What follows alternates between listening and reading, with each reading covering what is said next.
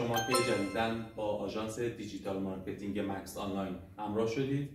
من بامداد درویشیان، مدیر و مسئول آژانس مکس آنلاین هستم و سعی می‌کنم که توی این ویدیو مختصری در زمینه حوزه فعالیتمون برای شما توضیحاتی رو ارائه بدم. مکس آنلاین حدود 20 ساله که در حوزه دیجیتال مارکتینگ در زمینه طراحی وبسایت، سئو خارجی، راه‌اندازی وبسایت‌های آنلاین، فروشگاه‌های اینترنتی و به طور کلی حوزه دیجیتال مارکتینگ فعالیت داشتیم. مسیر رسیدن موفقیت ما تا به این نقطه این بوده که بتونیم دانشمون رو دائما بروز بکنیم، خطاهامون رو شناسایی بکنیم، نیاز بازار، نیاز مشتریان رو شناسایی بکنیم، بتونیم بهترین سرویس و خدمات رو در زمینه تخصصی، کاهش هزینه‌ها، سرعت سرویس و خدمات به مشتریان و همکارامون ارائه بدیم و در نقطه‌ای که هستیم طی این سالها تجربه بسیار زیادی رو کسب کردیم که بتونیم کیفیت و در واقع هزینه رو در کنار همدیگه با بهترین شکل ممکن به مشتری عرضه کنیم. مأموریت یا میشن ما طی این مدت این بوده که بتونیم رویای مدیران و صاحبان کسب و کارهای کوچیک و بزرگ رو به واقعیت تبدیل بکنیم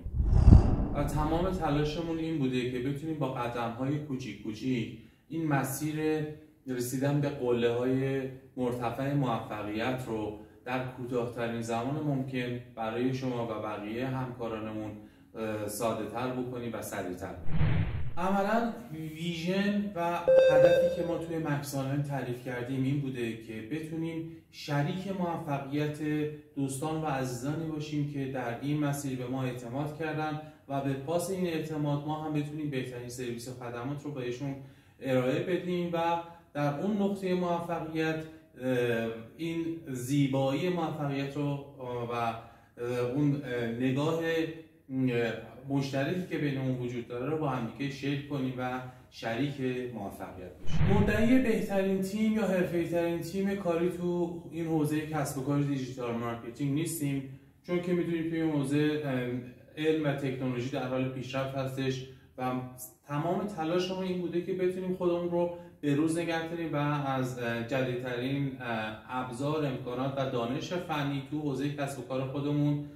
استفاده بکنیم و این رو منتقل بکنیم به خروجی کارمون برای مشتریان و همراهانی که با مکس آنلاین همراه شدن. در پایین همین صفحه سعی کردیم به سوالات پرکاربردی که شما عزیزان از ما میپرسین پاسخ بدیم و سعی کردیم که بیشتر این سوالات رو جمع‌آوری بکنیم و به صورت مکتوب توی این صفحه داشته باشیم. اما به هر حال کانال ارتباطی ما با شما برقرار هستش از طریق مشاوره رایگان،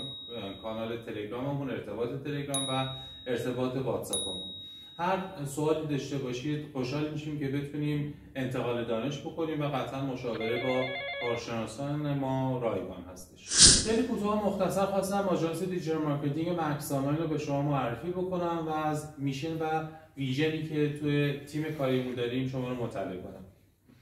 توی ویدیو بعدی توضیحات بیشتری در زمینه پکیج لینک سازی و لینک بیلدینگ وجود داره که پیشنهاد میکنم حتما ویدیو بعدی رو ببینید.